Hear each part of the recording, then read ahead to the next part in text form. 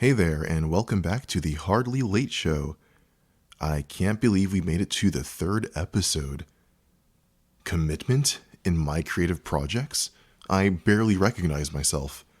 Like, who is this man in the mirror? Like, there's a stranger in my house and I'm trying to figure out.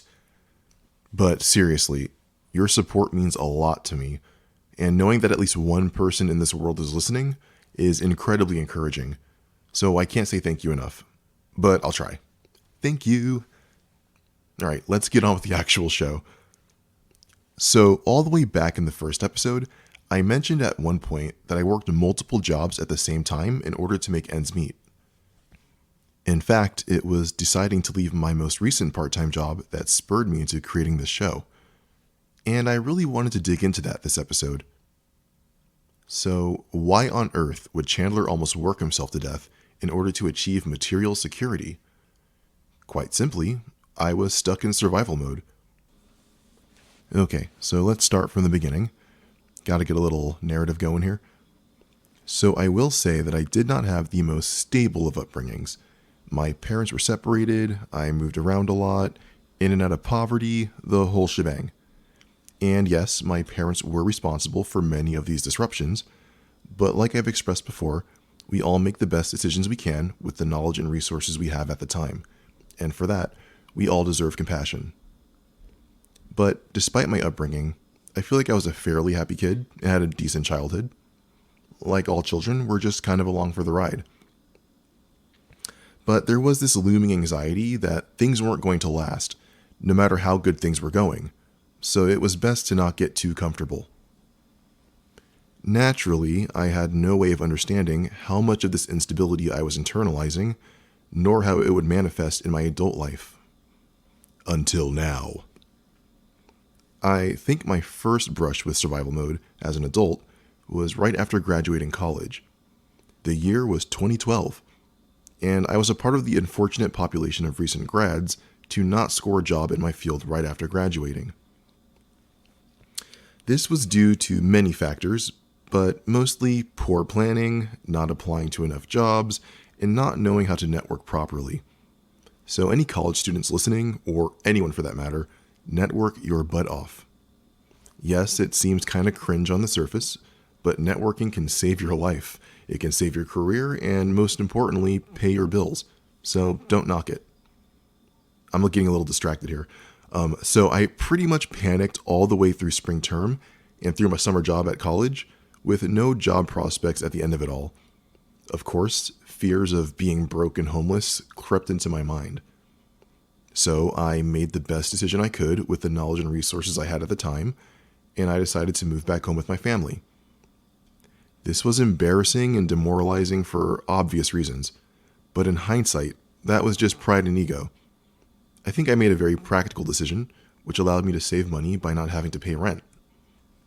And in my mind, this was only a temporary situation, as I would be applying to jobs in my field the whole time. I just needed that big break. Quick spoiler, I actually didn't get a job in my field until 4 years after graduating. I know. Yeah, okay. But this unspoken expectation was that I would go to this fancy four-year college, get my degree, get a big boy, high salary, full-time job, and be set for life. When that didn't happen, I had this huge feeling of lack and inadequacy by not being able to use my degree and work in my field or make the money that I wanted to make. I think this is when survival mode started loading, essentially. I was in this transitional state with no guarantee of the outcome I wanted, and it had me feeling super unstable and insecure. So instead of a cushy job, I had to take what I could get, and what I got was a part-time job at a popular national pharmacy chain. You can take your pick. And you know what? I liked that job. It was my first job, and I learned a lot from it, as harrowing as it was at times. But in the back of my mind, I would always feel disappointment and anxiety about not working in my field. Many of my peers were getting great jobs in their field or furthered their education, and I felt left behind. And this constant comparison brought me a lot of misery. And you know what? It's convenient to point at my childhood as a source of these behaviors, but a lot of conditioning also comes from society. This pressure to always be productive, that time is money, or if you're not at this life stage, career level, or net worth by X age, something is wrong with you. And I was in such a hurry to enter the rat race because of this. After about 2 years of living at home, I decided I wanted more independence, so I moved out. I moved across town to a really cool apartment with a friend from college and his other roommates. I was actually offered this spot a year previously, but I was concerned about my finances and I didn't know if I'd be able to keep up with rent. But at this time, I had moved on from the pharmacy job and got a full-time-ish gig at a comic book store. Honestly, one of the best jobs I've ever had. So, I was feeling my oats and a lot more secure financially, so I went for it. And you know what? It was a blast. Until it wasn't. Towards the end of the year, I went way over budget and ended up falling behind in rent. The fears I had the year prior actually came true. Survival mode activated. What was I going to do? I couldn't tell my roommates because I didn't want them to worry. I couldn't swallow my pride and move back home, even if that was the safe option. And it was too soon to ask for a raise at my job. And next month's rent was getting closer and closer. So in a panic, I did the only thing I could think of. I sold a bunch of my valuables. And that was really heartbreaking at the time, especially since I worked so hard and saved up to get them in the first place. Sure, I could have borrowed money or tried a different strategy to pay my rent, but that's the thing about survival mode. It puts these blinders on you, and it's hard to see how many options you actually have.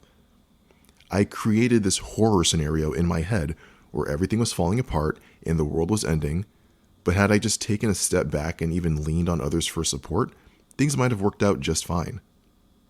But pride and ego got in the way, and I can also see some perfectionism in play now that I'm older.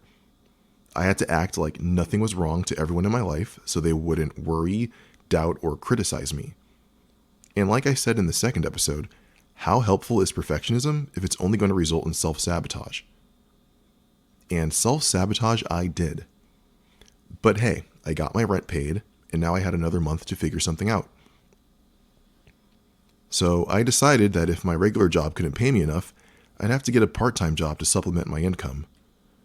I could never allow myself to fall behind in rent again. More perfectionism. I know, it's gross. So I hit the job sites. I was on Craigslist like every day. I eventually landed a part-time gig as a doorman/bouncer at a bar/restaurant. And I raised a lot of eyebrows when I told people about this job because I'm known as a mild-mannered and polite individual in my personal life. But you know what?